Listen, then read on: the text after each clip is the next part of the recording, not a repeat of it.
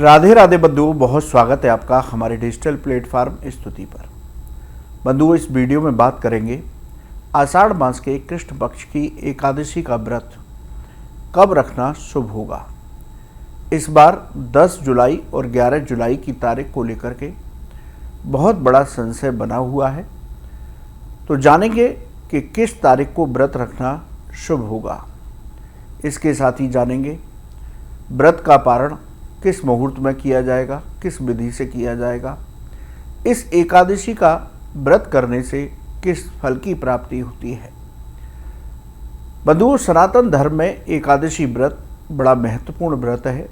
भगवान विष्णु की कृपा पाने के लिए एकादशी का व्रत सबसे बड़ा व्रत माना जाता है। हर महीने में 2 एकादशी होती हैं, एक कृष्ण पक्ष में और एक शुक्ल पक्ष में।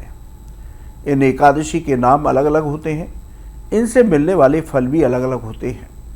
इसके साथ ही इनकी कथाएं भी अलग अलग होती हैं। शास्त्र कहते हैं कि एकादशी का व्रत रख करके भगवान विष्णु की पूजा शास्त्र विधि से करने, उनके मंत्रों का जप करने, एकादशी व्रत की कथा को सुनने से एकादशी व्रत का पूर्ण फल प्राप्त होता है। इसके साथ ही साधक की सभी मनोकामनाएं पूरी होती हैं, साधक के सभी पाप कर्म समाप्त हो जाते हैं और साधक को भगवान के वैकुंठ लोक में स्थान प्राप्त होता है। इसलिए एकादशी व्रत की विशेष महिमा बताई गई। अब बात करते हैं कि आषाढ़ मास के कृष्ण पक्ष की एकादशी, जिसे योगिनी एकादशी कहते हैं, इसका व्रत कब रखना शुभ होगा। देखिए बंधु, वैदिक पंचांग के अनुसार आषाढ़ मास के कृष्ण पक्ष की एकादशी 10 जुलाई शुक्रवार को सुबह 8:16 पर शुरू होगी। एकादशी तिथि का समापन 11 जुलाई शनिवार को सुबह 5:22 पर होगा। इस साल योगिनी एकादशी का व्रत 10 और 11 जुलाई दोनों दिन रखा जाएगा। जो लोग स्मार्त संप्रदाय के हैं वो 10 जुलाई को इस व्रत को रखेंगे और जो लोग वैष्णव संप्रदाय के लोग हैं वो 11 जुलाई को इस व्रत को रखें। योगिनी एकादशी के व्रत का पारण मुहूर्त की बात करें तो इस साल आषाढ़ मास के कृष्ण पक्ष की योगिनी एकादशी का व्रत 10 जुलाई और 11 जुलाई दोनों दिन रखा जाएगा। स्मार्त संप्रदाय के लोग 10 जुलाई को व्रत रखेंगे, वहीं 11 जुलाई को वैष्णव जन व्रत रखेंगे। जो लोग 10 जुलाई को व्रत रखेंगे उनके व्रत का पारण 11 जुलाई को होगा और वैष्णव संप्रदाय के लोग 12 जुलाई को व्रत का पारण करेंगे। पारण करने का समय दोनों ही दिन यानी कि 11 और 12 जुलाई को सुबह 7:02 से सुबह 9:10 तक रहेगा। शास्त्र विधि से व्रत का पारण करें। व्रत के पारण में पहले कच्चा भोजन ब्राह्मणों को दान दें या उन्हें खिलाएं। उसके बाद स्वयं तुलसी पत्र और गंगा जल ग्रहण करके व्रत का पारण करें। इस तरह से इस मुहूर्त में व्रत का पारण करना चाहिए। अब बात करते हैं कि योगिनी एकादशी के दिन भगवान विष्णु की पूजा किस विधि से करें। देखिए बंधु, सूर्योदय से पहले स्नान करके व्रत का संकल्प लें। स्वच्छ वस्त्र पहनकर के पूजा करें। पूजा के स्थान को गंगा जल से शुद्ध करें। उत्तर पूर्व दिशा में एक चौकी बिछाकर उस पर लाल या पीला कपड़ा बिछाएं। भगवान लक्ष्मी नारायण के शिव विग्रह की स्थापना करें। यदि आपके यहाँ शालिग्राम शिला है तो उसकी स्थापना करें। गंगा जल से भगवान लक्ष्मी नारायण का अभिषेक करें। शालिग्राम शिला का पंचामृत से अभिषेक करें। चंदन और सुगंधित फूलों से श्रृंगार करें। भगवान को तुलसी पत्र अवश्य अर्पित करें। इसके बाद दूध से बने पदार्थ और ऋतु फलों का भोग लगाएं। भगवान की आरती करें। आरती करने के बाद पूजा में गलतियों के लिए क्षमा याचना करते हुए साष्टांग प्रणाम करें और उसके बाद आसन पर बैठ करके एक माला ओम नमो भगवते वासुदेवाय इस मंत्र की अवश्य जप करें। यदि आपके पास समय है तो आप विष्णु चालीसा, गोपाल सहस्त्रनाम, विष्णु सहस्त्रनाम इत्यादि का पाठ करें।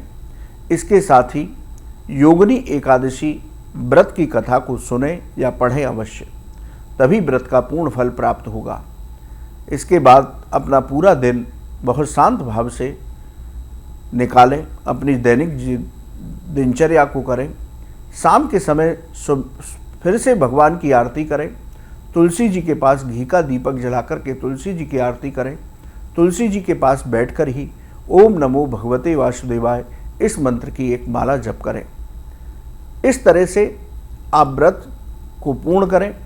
संभव हो तो रात्रि जागरण करें, यह संभव नहीं है तो धरती पर शयन करें। इस विधि से हमें योगिनी एकादशी का व्रत रखना चाहिए।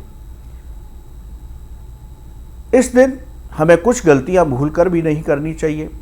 जो हिंदू धर्म के लोग हैं, सनातन धर्म के लोग हैं, चाहे वो एकादशी का व्रत रखें या ना रखें, उन सभी को इन नियमों का पालन करना चाहिए। एकादशी के दिन घर में किसी बात को लेकर गुस्सा और क्लेश न करें, अपने से बड़ों का अपमान न करें, चावल का सेवन न करें, मांस मदिरा का सेवन न करें, लहसुन प्याज का सेवन न करें, बाल और नाखून न काटें, ब्रह्मचर्य का पालन करें, तुलसी जी को जल न चढ़ाएं, तुलसी जी का स्पर्श न करें, तुलसी जी को तोड़ें भी नहीं। शाम के समय और सुबह के समय सिर्फ घी का दीपक जला करके तुलसी माता की आरती करनी चाहिए। बंधुओं, शास्त्र कहते हैं कि योगिनी एकादशी का व्रत रखने से साधक को सभी सुखों की प्राप्ति होती है।